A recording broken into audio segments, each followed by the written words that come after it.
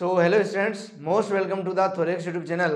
आज हम बात करते हैं हमारे प्रोटिस्टा किंगडम के अगले ग्रुप के बारे में, जिसका नाम है क्राइसोफाइटा या फिर इसे क्राइसोफाइट्स भी बोल सकते हैं।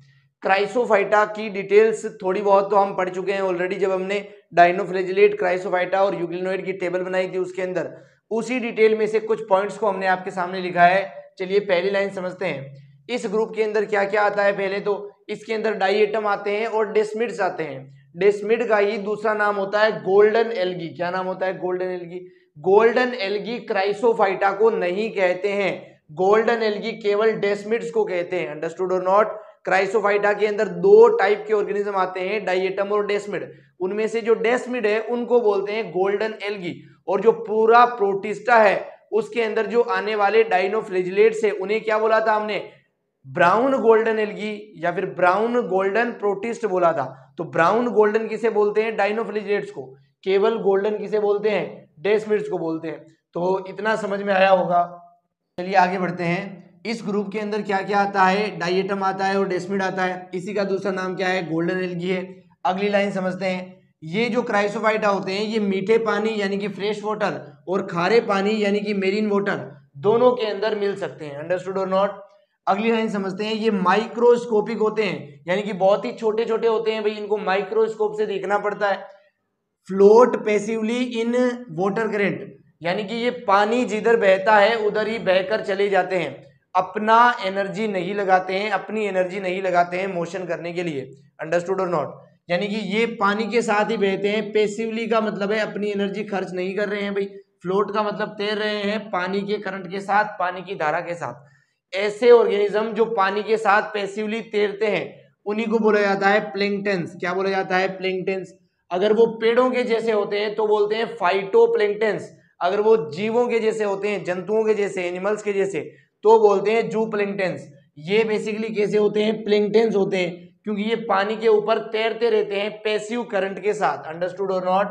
अगली लाइन समझते हैं। Most of them are photosynthetic यानी कि इनका न्यूट्रिशन कैसा होता है भाई? फोटोसिंथेटिक है। फोटोसिंथेसिस जो है वो करेंगे, जिससे ये अपना भोजन खुद ही प्रिपेयर कर लेंगे। इनके अंदर कौन से क्लोरोफिल वगैरह होते हैं ये ऑलरेडी हम पढ़ चुके हैं, बार बार नहीं लिख रहे हैं एक ही बात को। अगली लाइन समझना आप। इन डाइएटम्स के अंदर द सेल वॉल फॉर्म्स, जो सेल वॉल होती है वो दो बनाती है पतली पतली ओवरलैपिंग शेल्स। मैंने बताया भी था, एक होती है इपिथीका, एक होती है हाइपोथीका। ये कैसा स्ट्रक्चर बन गया है? साबुन के बॉक्स जैसा, सोप बॉक्स जैसा स्ट्रक्चर बन गया है। दो कवरिंग है बेसिकली सेल वॉल की, है ना? ये फिट हो गए हैं टुगेदर, जिससे सोप बॉक्स बन गया है। ये समझ में आ गया होगा। Cell wall are embedded with silica thus indestructible. Cell wall किसकी बनती है भाई? ये जो क्राइसोफाइटा होते हैं इनकी सेल वॉल सेलुलोज और सिलिका की बनती है। यानी कि सिलिका ऐसा सब्सटेंस है जो टूटता ही नहीं है, इसको डिस्ट्रॉय करना इम्पॉसिबल है, इसलिए इनडेस्ट्रक्टिबल सेल वॉल बन गई है। सेल वॉल के अंदर सिलिका है और सिलिका टूटता ही नहीं है, इसलिए सेल वॉल टूटती ही नहीं है, खत्म ही नहीं होती है, नष्ट ही नहीं होती है। इसलिए सेल वॉल कैसी हो गई? इनडेस्ट्रक्टिबल हो चुकी है भाई, क्योंकि इसके अंदर क्या इम्बेडेड है, क्या धसा हुआ है? सिलिका धसा हुआ है। Understood or not? चलिए आगे बढ़ते हैं। दस इस प्रकार diatoms left behind large amount of walls. जब किसी समुद्र से डाइएटम चले जाते हैं तो वहां पे उनकी जो सेल वॉल्स होती है, चले जाने का मतलब है मर जाते हैं, तो उनकी जो सेल वॉल होती है वो नीचे तल में आकर जमा हो जाती है, उस समुद्र के तल में आकर, है ना?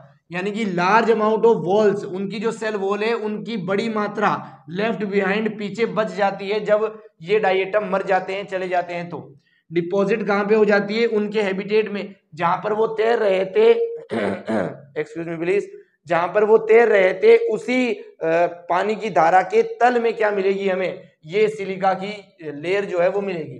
दीज अक्यूमुलेशन, ये जो इकट्ठा होना है ओवर बिलियंस ऑफ ईयर्स, ये जो इकट्ठे होने की प्रोसेस है, सिलिका की वॉल के इकट्ठे होने की प्रोसेस, ये बिलियन सालों तक होती है। यहां पर वर्ड को नोटिस करना, एनसीईआरटी ने बिलियन लिखा है, मिलियन नहीं लिखा है। Understood or not? Is referred to as diatomaceous earth, क्योंकि डाई एटम के द्वारा बनने वाली अर्थ है ये, तो डाई एटोमेशियस अर्थ बोलते हैं। अब आप कहोगे अर्थ तो बनी हुई है, डाई एटम थोड़ी बना रहे हैं भाई। अर्थ के ऊपर एक सिलिका की लेयर बना रहे हैं, कौन? डाई एटम, इसलिए डाई एटोमेशियस अर्थ बोल देते हैं, जहां पर सिलिका के शेल्स कवरिंग पड़े होते हैं समुद्र के अंदर। Understood or not? These soil is used in, ये जो मिट्टी है जिसके ऊपर सिलिका पड़ी हुई है, इस मिट्टी के क्या क्या यूज है भाई?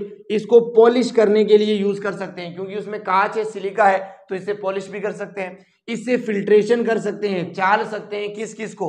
ऑयल को फिल्टर कर सकते हैं और सिरप को भी फिल्टर कर सकते हैं। तो 3 यूज लिखे हैं भाई इस मिट्टी के एनसीईआरटी के अंदर। एक तो फिल्ट्रेशन ऑफ ऑयल, दूसरा है फिल्ट्रेशन ऑफ सिरप, और तीसरा क्या हो जाएगा? पॉलिशिंग हो जाएगा किसी भी सब्सटेंस की। Diatoms are the chief producer in oceans, chief producer का मतलब है सबसे ज्यादा फोटोसिंथेसिस यही करते हैं, है ना, सबसे ज्यादा खाना जो है वो यही बनाते हैं भाई।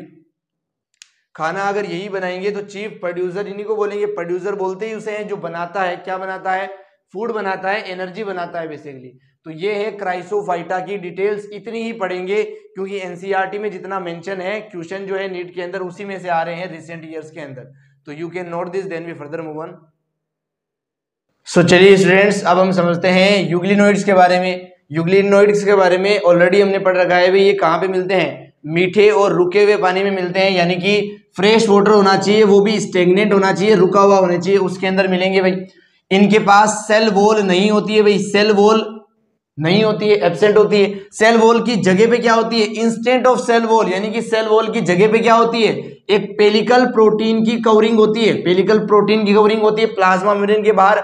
ये प्रोटीन इसे क्या बनाता है? फ्लेक्सिबल बनाता है, इसकी बॉडी को फ्लेक्सिबल बनाता है। ये प्रोटीन मुड़ सकता है, इसलिए इसकी बॉडी भी क्या कर सकती है?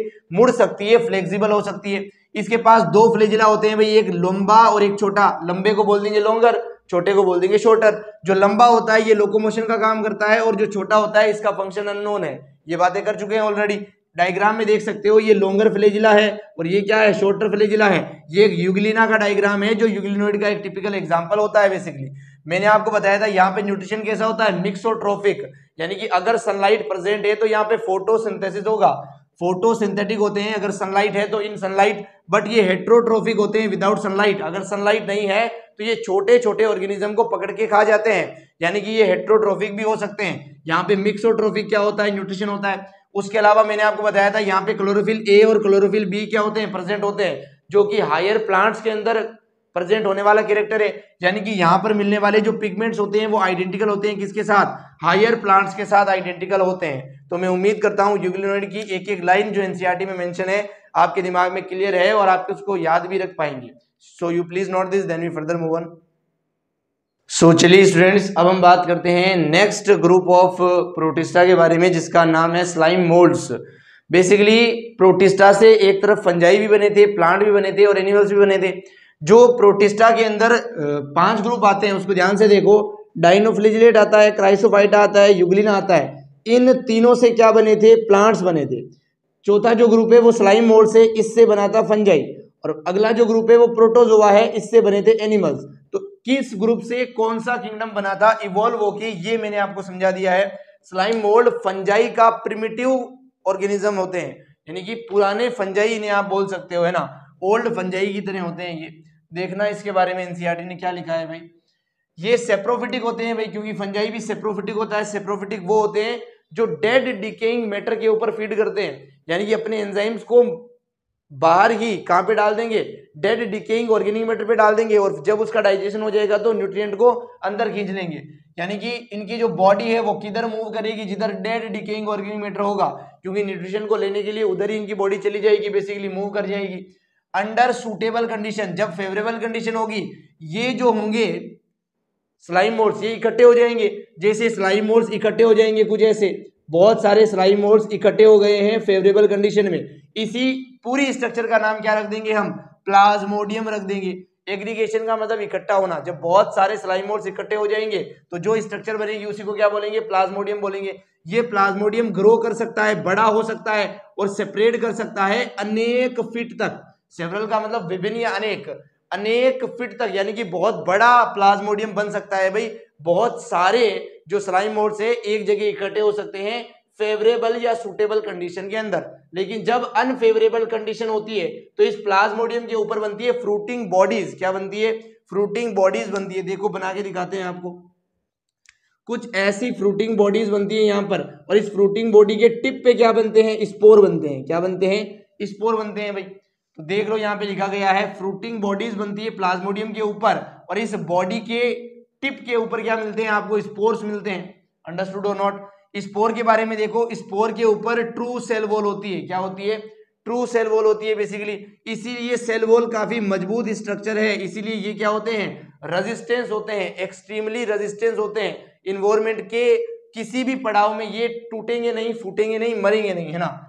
And they survive for many years, इसीलिए बहुत सालों तक जिंदा रह सकते हैं भाई, क्योंकि इनके ऊपर ट्रू सेल वॉल है। Even under adverse condition, adverse का मतलब विपरीत, अगर कंडीशन विपरीत भी हो गई, बहुत खतरनाक हो गई, बहुत अनफेवरेबल हो गई, तो भी ये स्पोर सर्वाइव कर सकते हैं, क्योंकि इनके ऊपर क्या है, ट्रू सेल वॉल है। Understood or not. अगली लाइन है, स्पोर्स फैलते कैसे हैं। डिस्पर्स का मतलब होता है फैलना। ये जो स्पोर बने हैं ये अलग अलग जगहों पर फैल जाएंगे। जब ये अलग अलग जगहों पर फैल जाएंगे तो अलग अलग जगहों पर नए स्लाइम मोल्ड्स बन जाएंगे। Understood or not. स्पोर फैल जाएंगे, फैलने के बाद स्पोर से नया स्लाइम मोल्ड तभी बनेगा जब फेवरेबल कंडीशन आएगी। अनफेवरेबल कंडीशन में स्पोर्स बन जाते हैं, जब फेवरेबल कंडीशन आती है तो उन स्पोर्स से वापस क्या बनता है, स्लाइम मोल्ड्स बनता है बेसिकली।